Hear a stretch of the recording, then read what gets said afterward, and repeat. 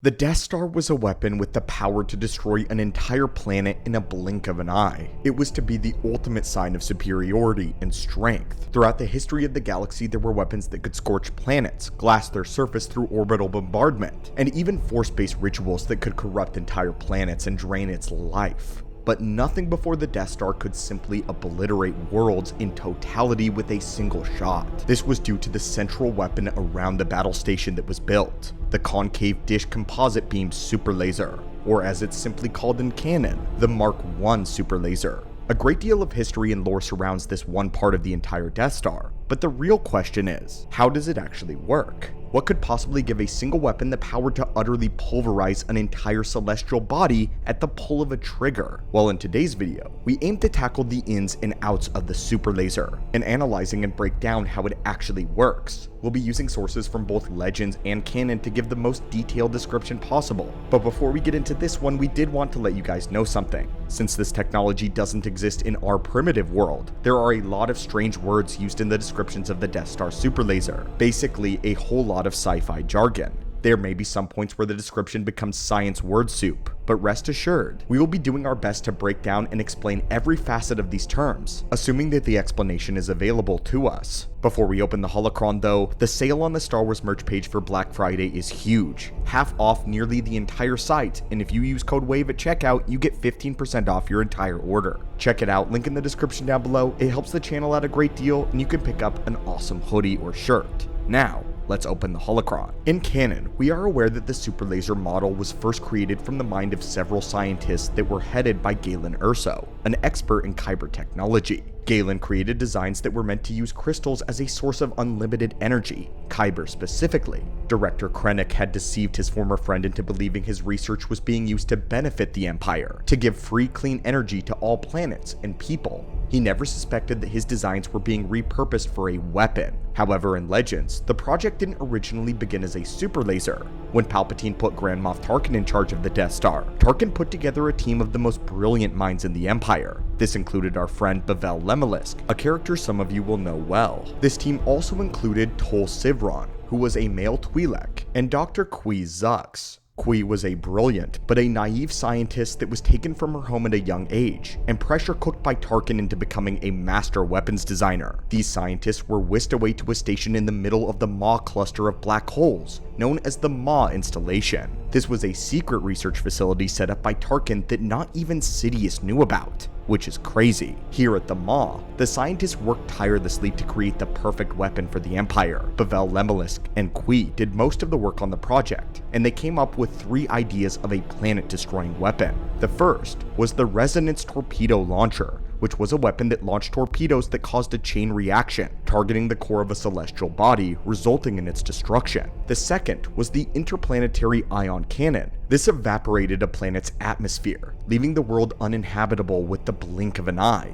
The third weapon was the closest that came to the Death Star, which was a composite beam Superlaser. This version fired a proton beam into a planet's core, rendering the world uninhabitable by making it completely unstable from within. However, none of these ideas satisfied Sidious. He desired a weapon to be used with kyber to echo weapons used by the ancient Sith. To this end, Lemelisk and Kui created concave dish composite beam Superlaser, a far more powerful version of the previous design. Lemelisk would lie to the other doctors though, telling them that the Superlaser was meant to blow apart dead, uninhabited worlds to mine precious minerals, and so her genius was exploited just like Galen Erso's to develop the horrific weapon. What's interesting is in canon, it gives us a more thorough explanation on how the Superlaser actually functions. When firing the laser, the technicians would power up either a single or a full ignition of Hypermatter annihilation reactor. This reactor was the very central core to the Death Star itself. As the name suggests, the reactor generates power by destroying Hypermatter, the substance that fuels hyperdrives. Hypermatter was volatile, with the most potent of the substance being coaxium,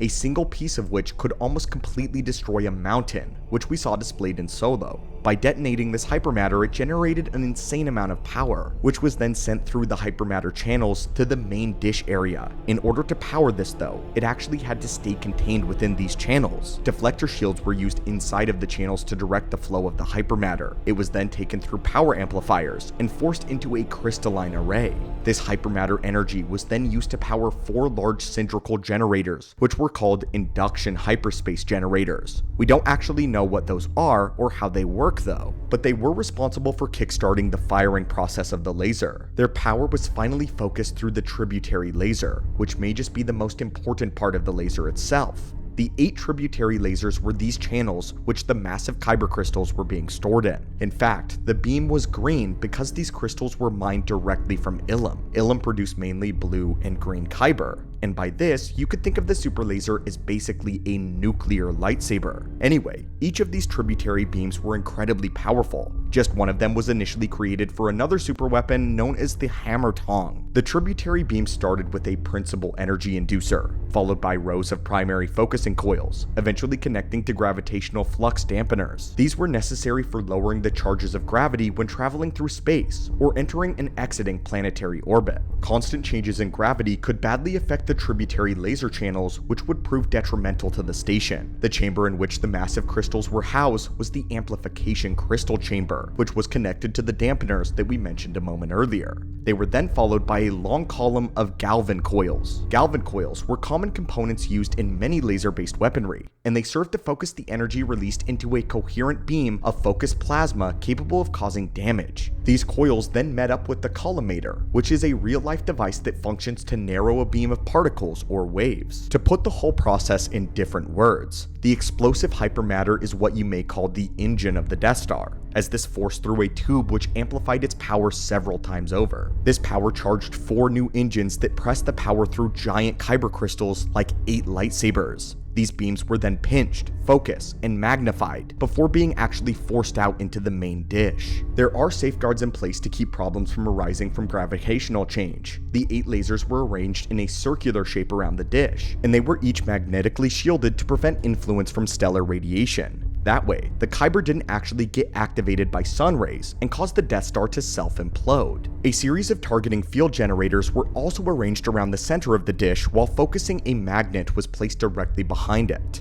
These 2 components worked in tandem and were what caused the 8 green lasers to combine in the center, converging into a singular point. This culminated the full power of the entire reaction, charging up the main shot before being released in the form of a single beam. When the laser was fired from a fully powered ignition, it had the capability to completely obliterate any planetary body, reducing it to an asteroid field. Unfortunately for the Empire, the Mark I Superlaser took 24 hours to recharge after just 1 full power blast. This was because there was only a single hypermatter reactor, 1 reactor for the entire station and the Superlaser itself. On the second Death Star though, there were 3 hypermatter reactors in 1 station. 1 reactor for the Death Star itself, and 2 dedicated to the Mark II laser. This allowed the weapon to not only be stronger than before, but it could also fire again after 3 minutes. The Death Star Mark II was legitimately going to be invincible if Palpatine was able to complete it. But we have a full video on that if you're interested. But this is the process of the Superlaser. We want to know, did we explain it well enough to you?